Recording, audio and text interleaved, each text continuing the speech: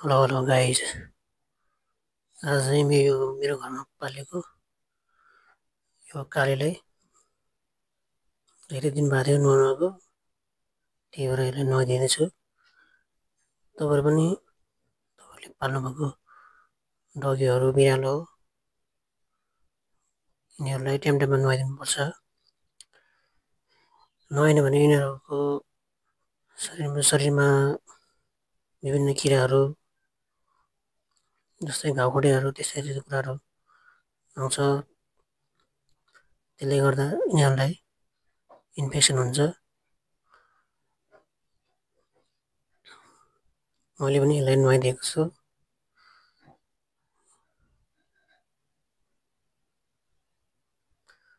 हामीले घरपालुवा जीवजन्तुहरूलाई माया गर्नुपर्छ। यिनीहरूको रेखदेख गर्नुपर्छ। यिनीहरूलाई टाइम टाइममा रेबिस विरुद्धको सुईहरू पनि लाउनुपर्छ।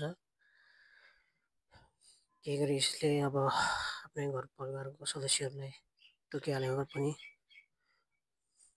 रेबिस लाग्न दिँदैन। यो मैले यसलाई पालेको चाहिँ 3-4 वर्ष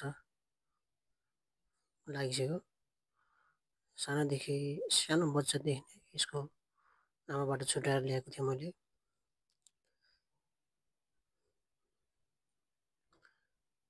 जिन्दगीमा अब केही कुरो गर्न नसके पनि मान्छेलाई गर्ने गुणभन्दा पनि यिनीहरूले गरेको गुण मलाई चाहिँ ठिक लाग्छ।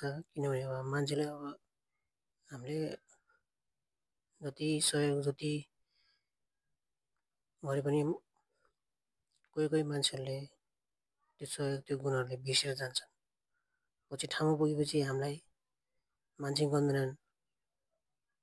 टन्न पैसा कमाइसकेपछि मान्छे नै गन्दैनन्। तर यसले त्यस्तो गर्दैन। यसले हामीलाई आफ्नो मालिकको रूपमा पुकार्छ। हामीले जे भन्यो त्यही मान्छ। मलाई चाहिँ त्यस्तो लाग्छ। अरूको विचार के लाग्छ कमेन्टमा, यो भिडियोको कमेन्टमा छोड्नु होला।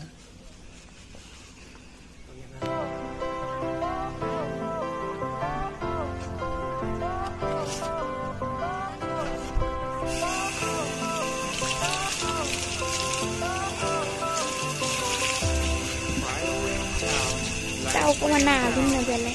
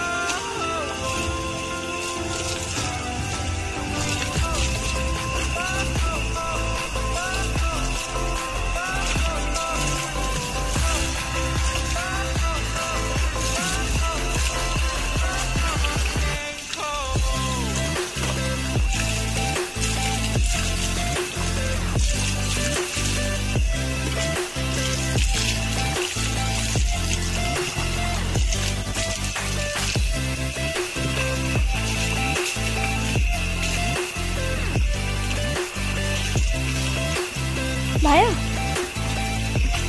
지지라는 기지가 키가 그래. 그래도 가는 거야. Mana lên. Theo qua thà đến đâu chứ sao?